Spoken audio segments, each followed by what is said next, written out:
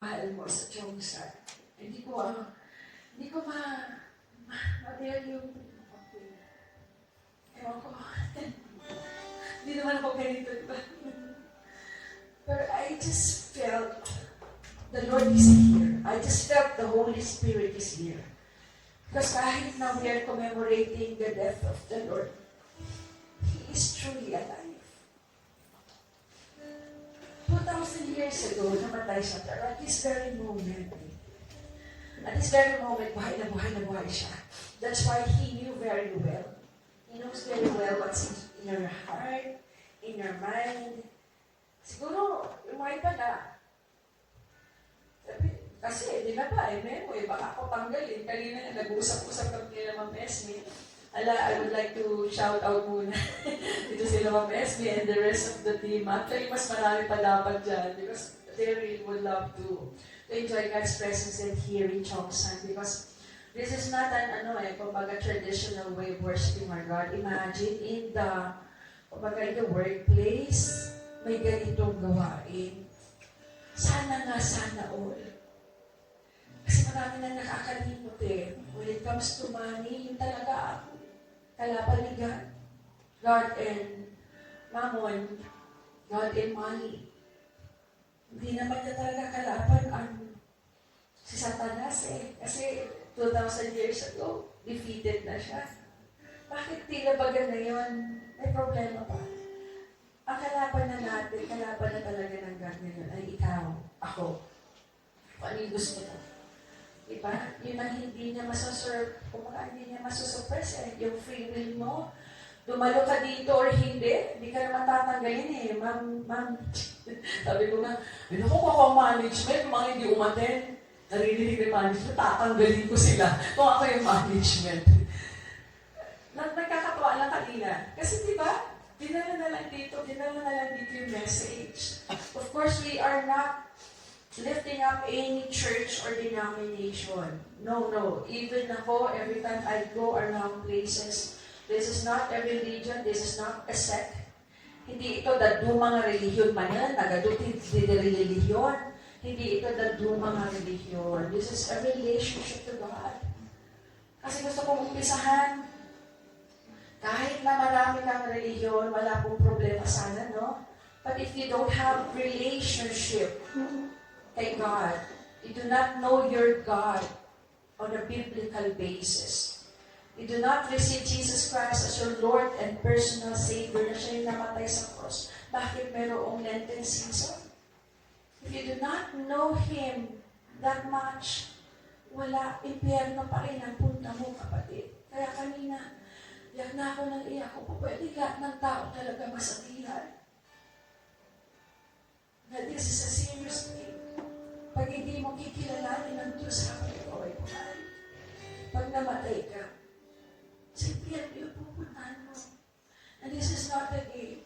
That's why the darling of heaven, Jesus Christ, pumunta sa mundong ibabaw para iligtas tayo. It is not a game. Kung ako ang Jesus Christ, halimbawa, who are the human na created lang. Mayroong tao or wala, Diyos pa rin siya, tandaan niyo yun. Pero He managed to come here to die on the cross. Kasi mahal naman niya tayo mga created niya. Especially mankind. Praise God. That's one of discussion. Hirap itawid. Pero rest assured, gusto ko po sa umpisa, alisin natin ang mindset na dahil mga relihiyon, nandito ako nakaupo, sinasayang ko yata ang oras ko kasi relihiyon. Born again, hindi po ito relihiyon. Ipupusta ko yung buhay ko dito para sa atin, hindi ito relihiyon. Sabi nga ni Ma'am Janelle was the college professor. But I managed to have the full time. Kasi mahalaga ito. Mahalaga. Kaya ulitin ko. Sa pagsisimula, alisin natin sa isipan na mali yung pinuntahan ko. Sa kalangitan, ito yung tama na ginawa mo sa araw na ito. Pakisabi sa kanya, praise the Lord. Maraming nagsasayaw, wala na nga nanginili halos yun. Tsaka dati sabi ko, pag Lenten season, walang nagiinuman, walang nagpapagtag, walang gumagawa ng kasalanan. And that moment, sabi ko, sana Lord, pag umalik ka, kaya nag-rapture, sana Lenten season kasi mababait ang tao. Para marami maligtas. Pero after nito, balik ka naman sa dati. Nakakaiyak. Para asa ng hustisya sa pagkamatay ni Jesus. Wala pa po ako sa message na siguro 2 hours ako. Pero mahirap-hirap ito ang session. Kasi sabihin na ko sa inyo eh. Grabe. So please,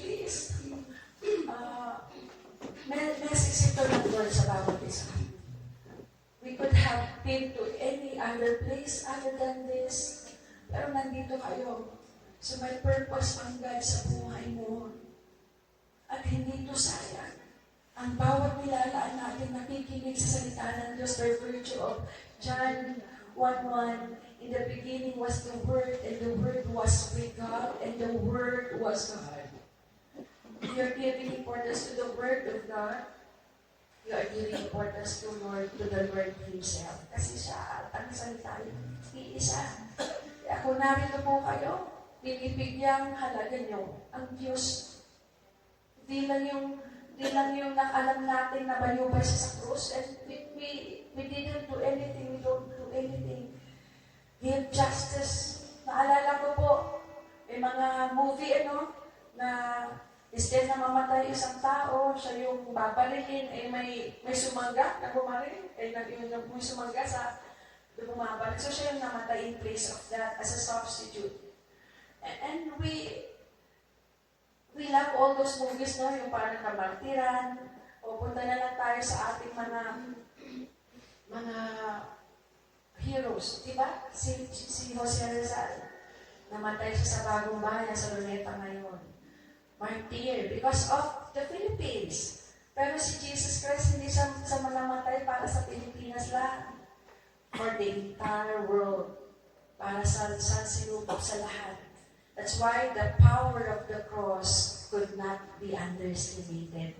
Ano ba yung kapangyarihan ng cross? Kanina, maganda, napakaganda. Palakpakan muna natin yung mga nag-discuss namin ng gospel communication. Isa pa lang ay we could feel the presence of the Lord na sa kantahan pa lang, nakala ko tapos na eh. But you know what? Church people come to God because of the cross of Jesus.